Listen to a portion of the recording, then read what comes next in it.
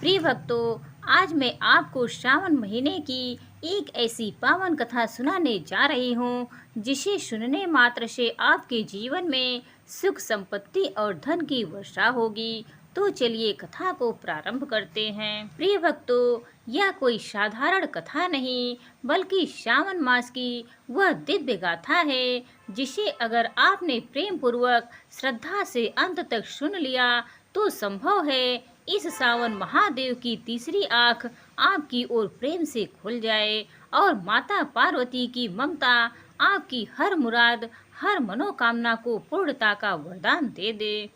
कहते हैं जो बहन इस कथा को पूरे भाव से सुनती हैं, उसके जीवन की हर उलझन, हर पीड़ा स्वयं भोलेनाथ की कृपा से धीरे धीरे सुलझने लगती है। तो चलिए मन को शांत करें, हाथ जोड़ें, आंखें बंद करें और उतर चलें इस अद्भुत सावन कथा की गोद में, जहां शिव पार्वती का अमर प्रेम, व्रत की शक्ति और हरियाली में भीगी आस्था आपकी आत्मा तक पहुंच जाएगी। प्रिय भक्तों, बहुत समय पहले की बात है, एक छोटी सी सुंदर नगरी थी जहां हरियाली अपनी बाहों में आकाश को समेटे रखती थी। वहां की हवाओं में तुलसी की भी खुशबू बसती थी और हर घर से प्रतिदिन शिव पार्वती और लक्ष्मी नारायण के नाम की गूंज सुनाई देती थी। पर भक्तों, वैदेही के जीवन में एक पीड़ा थी। उसके विवाह को 5 वर्ष हो चुके थे, पर मां बनने का सौभाग्य उसे अभी तक नहीं मिला था। गांव की बहुत सी स्त्रियां उसे ताना देती, कुछ दया दिखाती, पर वैदेही कभी रोती नहीं थी। वो मुस्कुरा कर कहती, जिस दिन मेरे शिव पार्वती प्रसन्न होंगे उसी दिन मेरा आंगन भी किलकारियों से गूंज उठेगा। उसका पति नरहरि एक साधारण किसान था, पर वह भी वैदेही की भक्ति को देखकर नतमस्तक हो जाता था।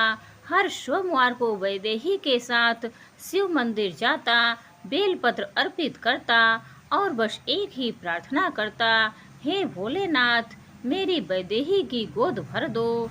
प्रिय भक्तों, समय बीतता गया, श्रावण का पावन महीना आया, हरियाली झूम उठी, मयूर नाचने लगे और गंगा जल से मंदिरों को स्नान कराया जाने लगा। वैदेही ने इस बार प्रण लिया, इस सावन में हर सोमवार शिव पार्वती का व्रत करेगी और जब तक मेरी गोद नहीं भरती मैं हर साल ऐसा ही करूंगी। उसने बेल पत्रों पर ओम नमः शिवाय लिखे, तुलसी की माला बनाई और शिवलिंग पर गाय का दूध चढ़ाया। वो हर सोमवार मंदिर की पहली आरती करती और कथा सुनती मन से, आत्मा से। इसी बीच सावन का दूसरा सोमवार आया। उस दिन बारिश हल्की हल्की हो रही थी, जैसे खुद देवता स्वर्ग से वैदेही के लिए आंचल फैला रहे हो। उस दिन वैदेही ने अन्न जल का त्याग किया, केवल शिव के जला अभिषेक से अपनी व्रत यात्रा शुरू की। जैसे ही वह मंदिर पहुंची, कुछ विलक्षण घटा। एक वृद्धा वहां पहले से बैठी थी, सफेद वस्त्र, माथे पर भस्म और आंखों में वो तेज जिसे देखकर वैदेही समझ गई कि यह कोई साधारण महिला नहीं है। वृद्धा मुस्कुराई, क्या तुम वैदेही हो? वो चौंक गई। जी हाँ, पर आप मुझे जानती हैं? वृद्धा बोली, तुम्हारे व्रत की खुशबू कैलाश तक पहुंची है बेटी, आज मैं तुम्हें आशीर्वाद देने आई हूँ। इतना कहकर वृद्धा ने उसे अपने हाथ से जल पिलाया और कहा, जाओ, शिव पार्वती तुम्हारे घर आएंगे और लक्ष्मी नारायण तुम्हारे आंगन में दीप जलाएंगे। वो वृद्धा अचानक वहां से लुप्त हो गई। वैदेही को लगा जैसे उसने कोई सपना देखा हो, पर जब वह घर लौटी तो उसके आंगन में बेल पत्रों की एक पंक्ति बनी हुई थी और हर पत्ते पर लिखा था, शिव पार्वती की कृपा से मातृत्व का वरदान। प्रिय भक्तों, उस दिन के बाद वैदेही की दुनिया ही बदल गई। उसे मां बनने का सौभाग्य मिला। उसका जीवन प्रेम और करुणा से भर गया और उसने हर सोमवार को उस वृद्धा यानी माता पार्वती का स्मरण करते हुए कथा कहानी शुरू की। आज उसी वैदेही की कथा मैं आपको सुना रही हूँ, क्योंकि उसका अनुभव केवल उसका नहीं, हर उस बहन का है जो श्रावण के सोमवार को सच्चे मन से व्रत रखती हैं।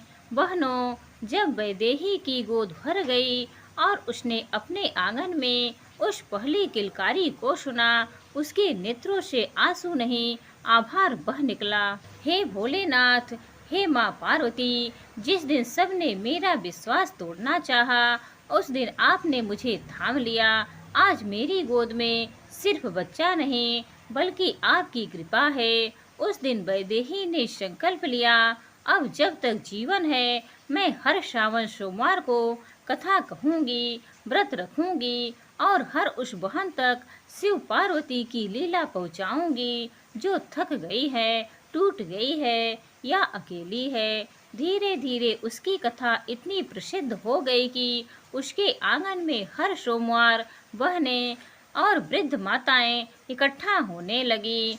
श्रावण की हरियाली जैसे उसके आंगन में बह गई थी और तुलसी के पत्तों की सुगंध हर कोने में प्रेम घोल देती थी। एक दिन सावन का तीसरा सोमवार था। कथा समाप्त ही हुई थी कि गांव की एक स्त्री मालती, जो वर्षों से गरीबी और पीड़ा से जूझ रही थी, वैदेही के चरणों में गिर पड़ी। बहन, तुम जो कथा सुनाती हो वो सिर्फ कहानी नहीं होती। मुझे लगता है जैसे शिव पार्वती खुद तुम्हारे कंठ से बोलते हैं। क्या तुम मेरी भी सहायता कर सकती हो? वैदेही मुस्कुराई, हाथ पकड़कर बोली, मालती बहन, यह कथा मेरी नहीं, शिव पार्वती की है। आज से तुम भी व्रत रखो, हर सोमवार मेरी कथा में आओ, लक्ष्मी नारायण को एक दीपक अर्पित करो और तुलसी के नीचे चुपचाप प्रार्थना करो। जिस दिन तुम्हारी आंखों में आंसू नहीं प्रेम होगा, उस दिन वो तुम्हें वरदान देंगे। बहनों, अगला सोमवार आया और उस दिन तो मानो स्वर्ग उतर आया हो। गांव के आकाश में इंद्रधनुष था, मंदिर में घंटे बज रहे थे और जैसे ही कथा शुरू हुई, मालती ने आंख मूंद ली और मन में केवल इतना कहा, हे लक्ष्मी माँ, मुझे कुछ नहीं चाहिए, बस मेरी बेटी की शादी सही घर में हो जाए। कथा समाप्त हुई ही थी कि मंदिर के बाहर एक रथ रुका। रथ से एक वृद्ध दंपत्ति उतरे और कहा, हम इस गांव में कन्यादान करना चाहते हैं, हमारी बहू इसी धरती की होनी चाहिए। जब उन्हें मालती की बेटी दिखाई गई, उनकी आंखों में आंसू आ गए। यही है हमारी बहू, यही देवी है हमारे घर की लक्ष्मी। सब स्त्रियां यह देखकर अवाक रह गई। कैसे एक कथा, एक व्रत और एक सच्चे भाव ने एक माँ की मुराद पूरी कर दी। वैदेही की आवाज अब गांव की नहीं, पास पड़ोस के जिलों तक पहुंच गई थी। हर सोमवार को वह कथा कहती, शिव पार्वती की लीला सुनाती और हर कथा के बाद कोई न कोई बहन मुस्कुराती। कभी किसी की संतान की आस पूरी होती, कभी किसी की झोली भरती, तो कभी कोई माँ विधवा या पीड़िता जीवन में नई राह पा जाती। और बहनों, यही थी उस कथा की असली शक्ति। प्रेम से कहे गए शब्द, विश्वास से किए गए व्रत और भोलेनाथ के चरणों में समर्पित मन। बहनों, जब सच्चे मन से व्रत किया जाता है, जब कथा केवल शब्द नहीं आराधना बन जाती है, तो देवता भी धरती पर उतर आते हैं। और यही हुआ वैदेही के साथ। उस सावन का चौथा सोमवार आया था। कथा के बाद वैदेही थक कर तुलसी के नीचे लेटी हुई थी। आंखें बंद थी, पर मन जगा हुआ था। वह बुदबुदा रही थी, भोलेनाथ, पार्वती माँ, अब आपकी ही कृपा से सब कुछ है, पर मन में एक भाव उठता है, लक्ष्मी माँ को भी याद करूं, क्योंकि जहाँ शिव हैं वहाँ नारायण भी तो हैं, जहाँ शक्ति है वहाँ लक्ष्मी भी होनी चाहिए। उसी रात कुछ चमत्कारिक घटा। वैदेही को स्वप्न आया। स्वप्न में उसने देखा एक दिव्य रथ स्वर्ण कमलों से सजा हुआ, चारों ओर शंख, मृदंग, बीड़ा की मधुर ध्वनि। रथ पर एक अद्भुत जोड़ा विराजमान था, श्री हरि नारायण और माता लक्ष्मी। श्री हरि बोले, बेटी वैदेही, तुमने सच्चे मन से शिव पार्वती का व्रत किया, उनकी कथा से संसार को प्रेरणा दी। अब हमें भी तुम्हारी इस व्रत कथा में सम्मिलित होना है, क्योंकि जहाँ सच्ची श्रद्धा होती है वहाँ नारायण की कृपा स्वयं चली आती है।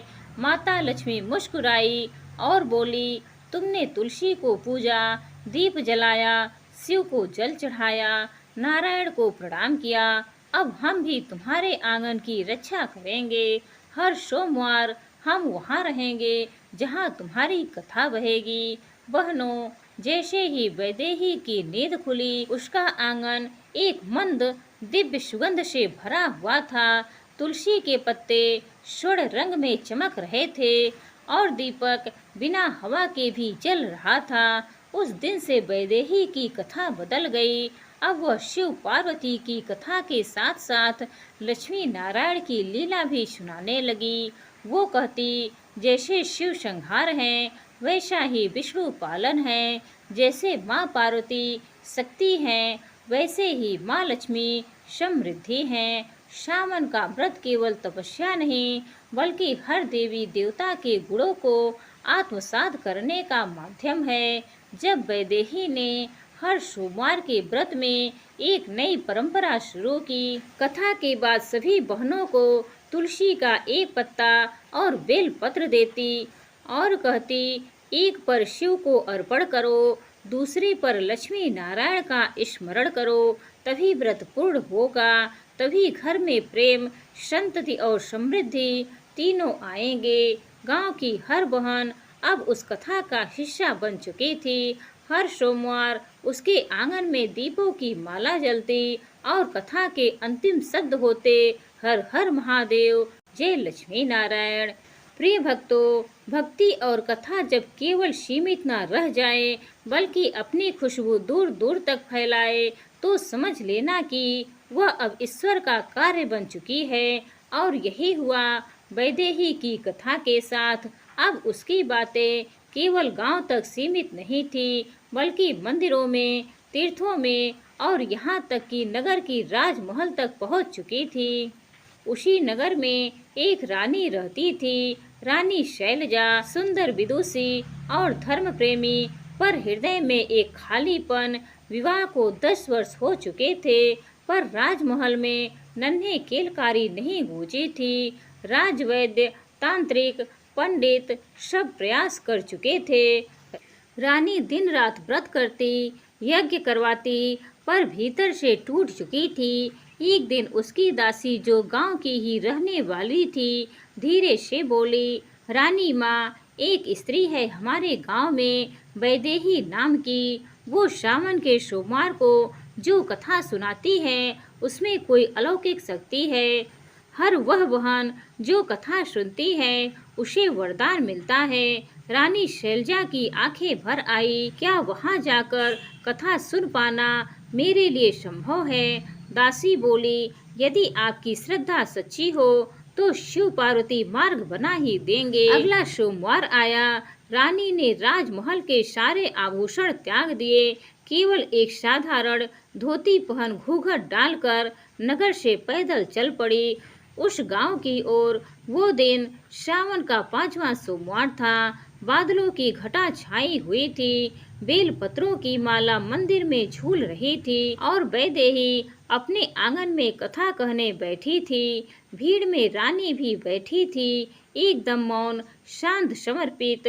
वैदेही ने कथा शुरू की। आज की कथा उस बहन के लिए है जो माँ बनने के लिए रोई है, पूजा है और टूटी है, पर विश्वास नहीं छोड़ा।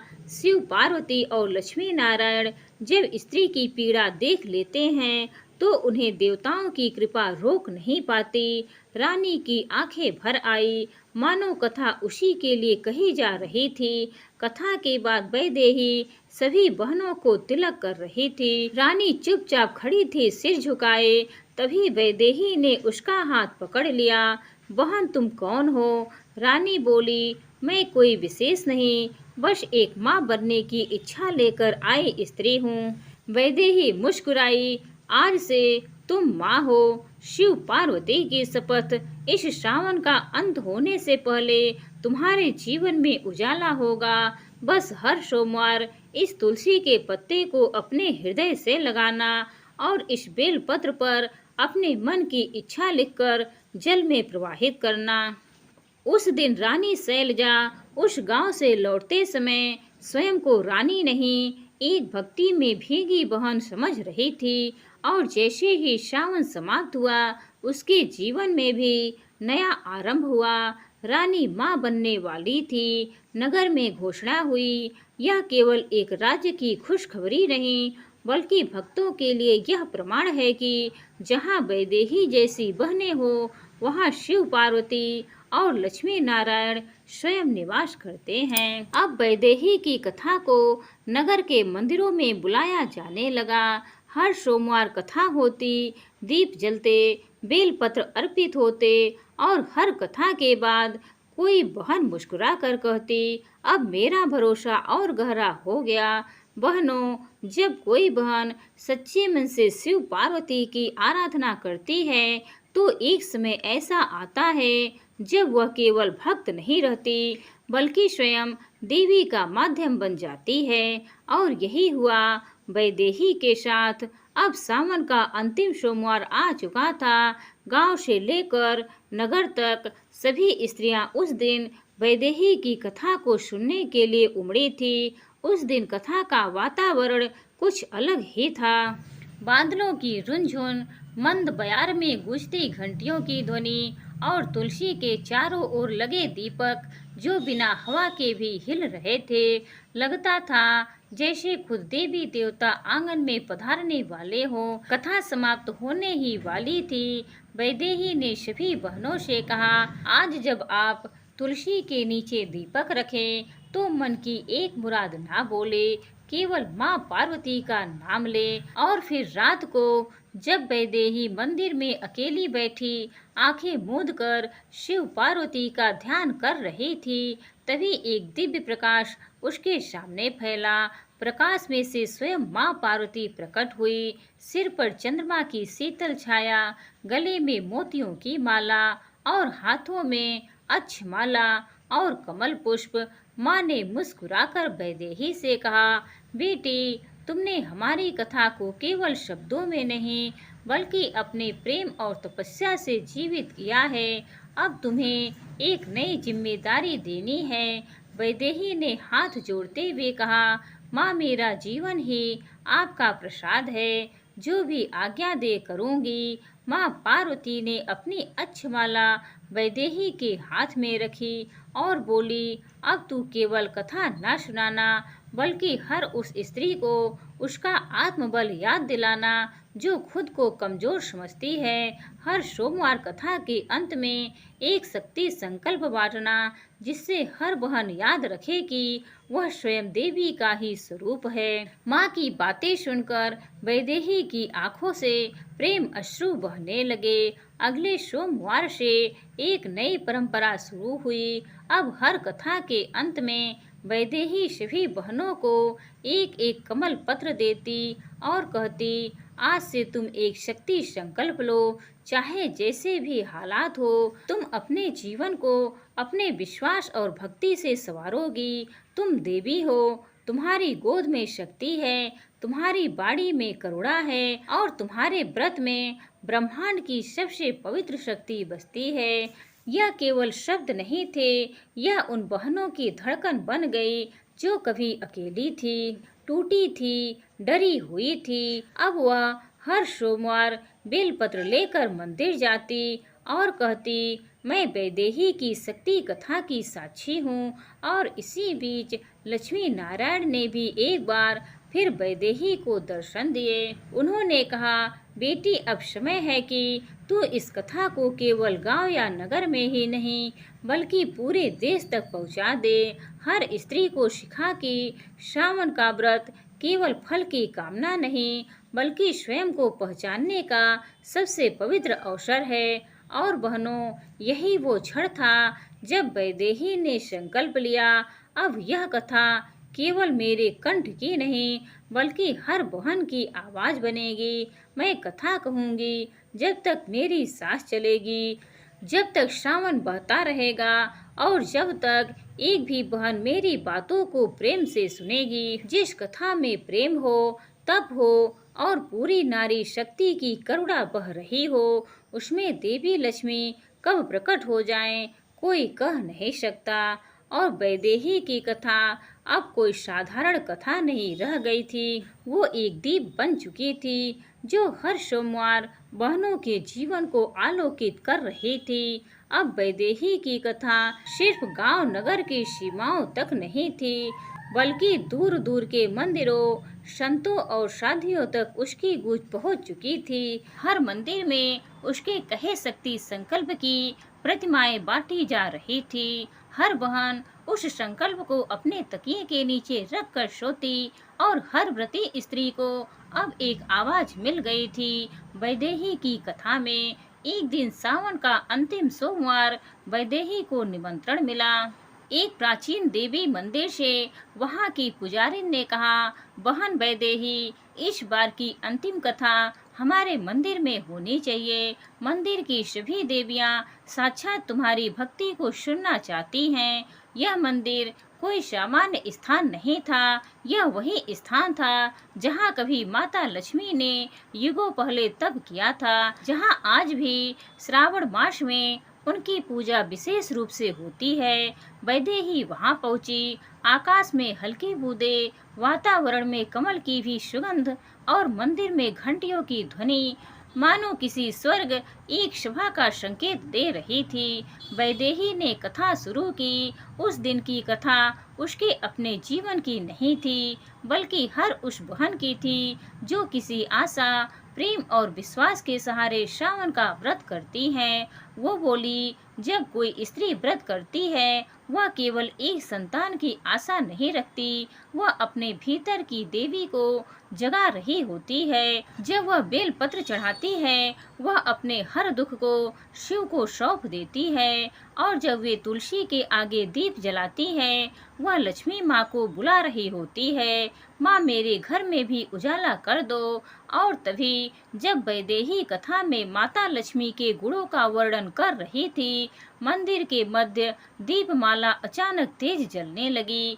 तुलसी के पौधे से पत्ते झूमने लगे और एक तेज प्रकाश मंदिर के गर्भगृह से बाहर आया, और उस प्रकाश में साक्षात माता लक्ष्मी प्रकट हुई। उनके चरणों में कमल बिछने लगे। आभा इतनी तेज थी कि सबकी आंखें नम हो गई। माँ लक्ष्मी ने मुस्कुराकर कहा, बेटी वैदेही, तुमने जो दीपक अपने भीतर जलाया है वह अब अनगिनत स्त्रियों की राह रोशन करेगा। मैं आज तुम्हें अपना आशीर्वाद देती हूँ। जहाँ भी तुम्हारी कथा कही जाएगी वहाँ मेरा वास रहेगा, वहाँ प्रेम होगा, संतोष होगा और धन्य होंगी वो बहनें जो इस कथा को सच्चे मन से सुनेगी। इतना कहकर माँ लक्ष्मी ने अपनी एक स्वर्ण कमल माला वैदेही के गले में डाल दी और कह दिया, अब यह कथा सिर्फ एक स्त्री की नहीं बल्कि हर बहन की शक्ति गाथा है।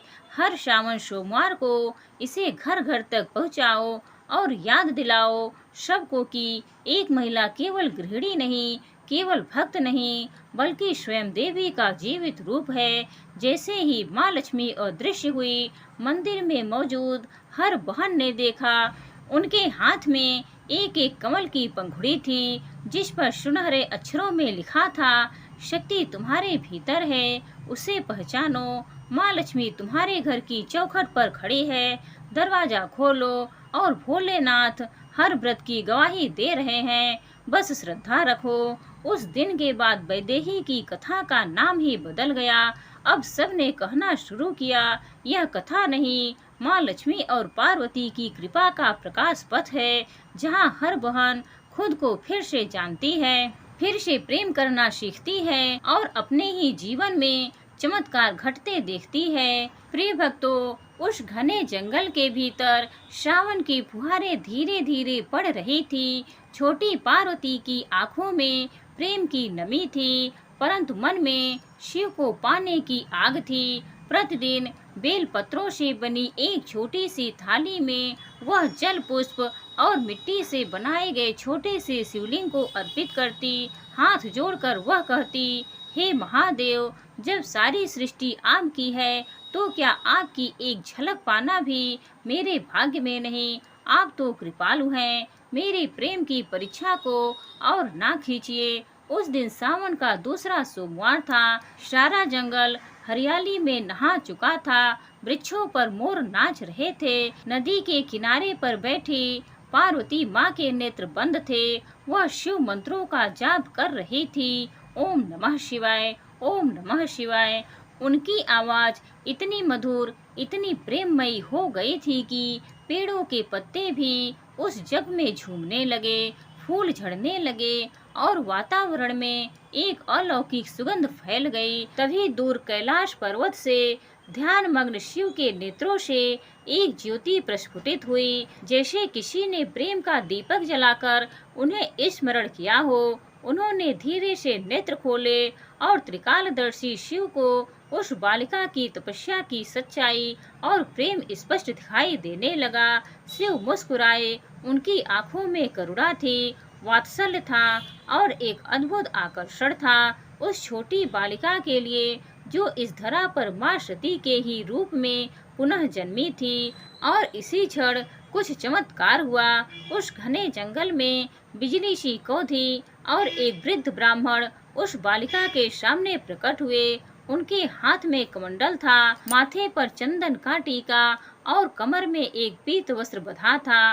वे बोले, बेटी तू कौन है? इस निर्जल वन में अकेली क्यों है? पार्वती ने हाथ जोड़कर उन्हें प्रणाम किया और बड़े ही शालीन भाव से उत्तर दिया, हे ब्राह्मण देव, मैं कोई साधारण बालिका नहीं, मैं हिमवान की पुत्री हूँ। लेकिन अब मेरा संबंध केवल शिव से है। वे मेरे स्वामी हैं और मैं उन्हें पाने के लिए ही यहाँ साधना कर रही हूँ। वृद्ध ब्राह्मण ने चौंकते हुए पूछा, क्या तू शिव को अपना स्वामी मानती है? वो जो स्मशानवासी हैं, रुद्र रूप हैं, जटाओं में गंगा को बांधने वाले हैं। क्या तू उस तांडव करता योगी को पति रूप में चाहती है?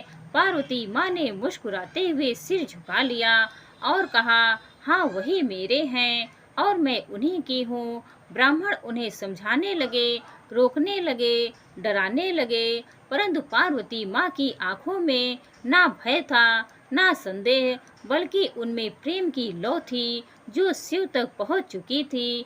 और तभी वह ब्राह्मण अपने असली रूप में प्रकट हुआ। वह कोई साधारण ब्राह्मण नहीं, स्वयं महादेव ही थे। उन्होंने पार्वती की दृढ़ता की परीक्षा लेने के लिए यह रूप लिया था। जैसे ही शिव अपने वास्तविक रूप में प्रकट हुए, पूरा जंगल शिवमय हो गया। आकाश में डमरू की ध्वनि गूंज उठी। ऋषि मुनि, गंधर्व, अप्सराएं सब दिव्य संगीत लेकर वहां पहुंच गए। पार्वती माँ की आंखों में आंसू थे।